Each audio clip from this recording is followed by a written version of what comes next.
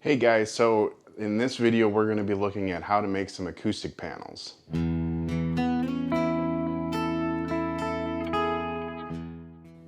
Okay, so we are going to be looking at how to put some acoustic panels in this room. I currently have nothing in here on any of the walls. Nothing back there, and nothing on this wall.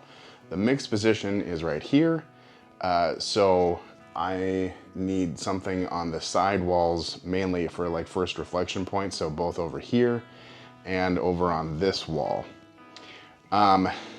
What I decided to do is to make these myself. So I went ahead and bought the Owens Corning 703 fiberglass insulation and some wood and some acoustic fabric, and we're gonna try and get all this stuff put together.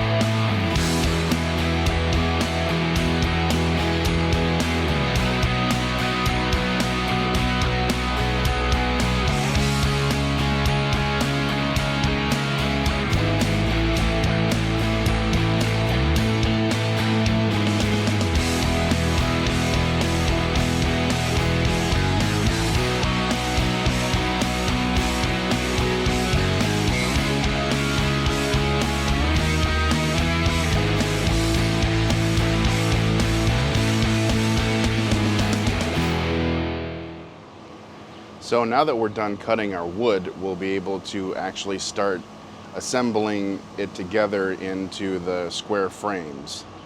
The only thing I would want to mention about doing the cutting is for the shorter pieces, it made sense, since I had so many of those, to make one like guide piece that, you know, you get all the cuts right, and then just use that to kind of overlay on top of the next piece and mark where that ends, so that regardless of using a tape measure, all of your pieces will be the same length. Just make sure that the first one you do is the exact right length, and then you can just copy that for the rest of them. That goes a little bit faster. So now that we have all of our boards cut, I can do a little bit of prep work in the air conditioning by measuring out where I want my pilot holes to go in these short boards, because these are the short boards, and I'm going to have, pretend this is the long one, I'm going to have the short board sit on top of the long one, so I'm going to be drilling through the face of these shorter ones. So since these are only 3/4 inch thick, I'm going to want to make sure that I basically will be able to screw halfway into the edge of the long board. So half of that would be 3/8 inch, so I'm going to be measuring 3/8 inch in from the edge, and then just to be able to put 2 on either side, I'm going to measure 3/8 in from the other edge as well, so it'll be kind of centered in that 3/4 inch block. So now you can actually see right exactly where these two lines are going to line up here. Zoom in on that. So you can see there's 2 marks there where I'm going to be drilling the holes into. There'll be this one here and then this one up here. So I'm going to do that on both ends for all of these pieces. It's going to take a little time, but then I'll be able to put these in the right angle clamps and start drilling.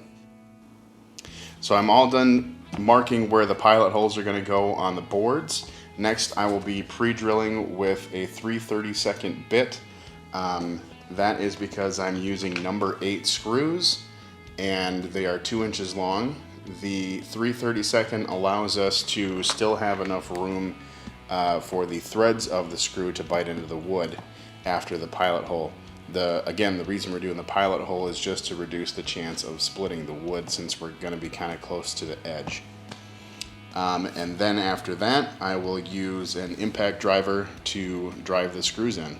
Again, if you use these types of screws, like the Spax type of screws. It uses a particular bit here, but normally they come with one, so you don't have to worry about that. You just may have to put an adapter in, and then your bit goes right in there and you can start drilling. Okay, so now that we've got all of our wood pieces out here, we can start joining them together with a right angle clamp. I'm just going to be putting the pieces in here and lining them up so the edges line up, clamping them down, and then I can start screwing since I already put all of the pilot hole marks on the short boards.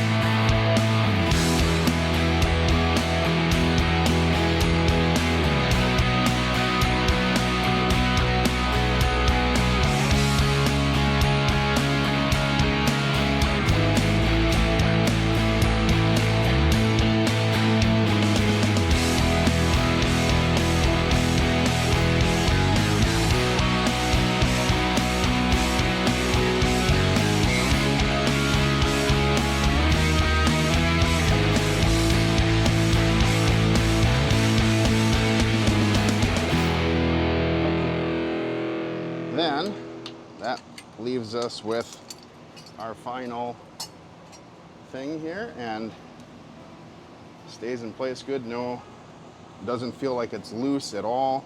Can support the weight. Again, we're just going to be hanging this on the wall, so it's not a big deal. But you know, you want something that might be able to.